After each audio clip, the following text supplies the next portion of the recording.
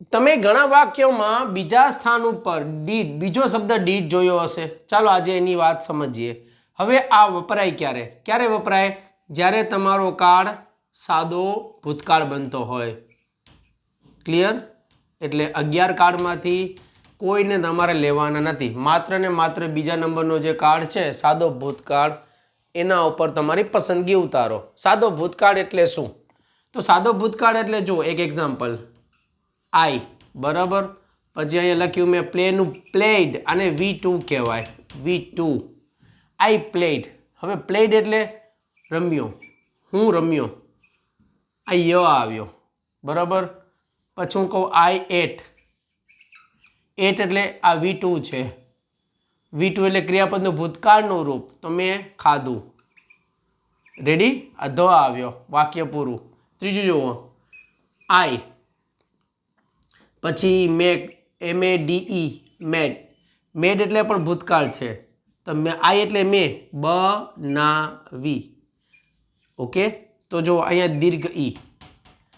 તો જ્યારે કોઈ પણ ગુજરાતી વાક્યના છેડે શું આવતું હોય? ક્રિયા આવતી હોય.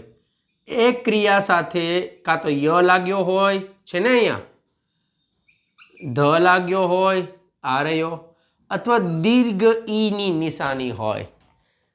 તો આંખ ખુલ્લી રાખી કે બંધ રાખી કહી દેવાનું. શું કહી દેવાનું? કે ભાઈ આ કાળ સાદો ભૂતકાળ છે.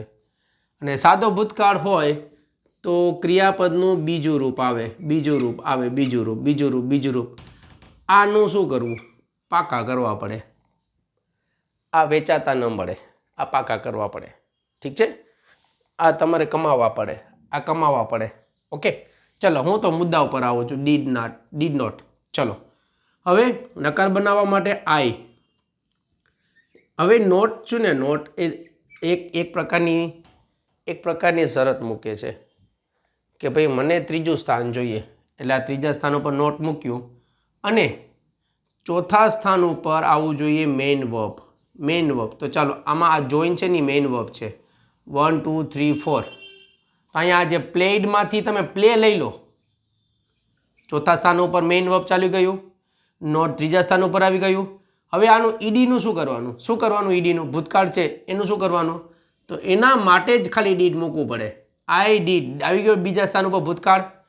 આઈ ડીડ નોટ પ્લે, બરાબર.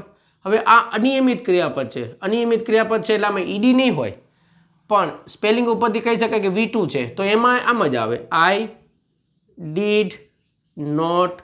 એટનું બની જાય ઈટ, ઓરિજિનલ ફોર્મ બની જાય. આ બંને ઓરિજિનલ ફોર્મ છે. હવે ત્રીજું વાક્ય છે એ તમે કોમેન્ટ કરજો. વિડીયો ગમ્યો હોય તો લાઇક, શેર કરી, સબસ્ક્રાઇબ કરી, સોરી ટુ સે, સબસ્ક્રાઇબ કરી, કોમેન્ટ કરી, ક્યાંથી જુઓ છો વિડીયો જણાવજો. Thank you. જય હિન્દ. હા, અને નેક્સ્ટ વિડીયોની અંદર જો આ ડીડ જ છે પણ કેપિટલ ડી છે, શું કરવાનું છે એની સમજ લઈએ. ચાલો ત્યાં સુધી વિચારતા રહો, મથતા રહો. Thank you.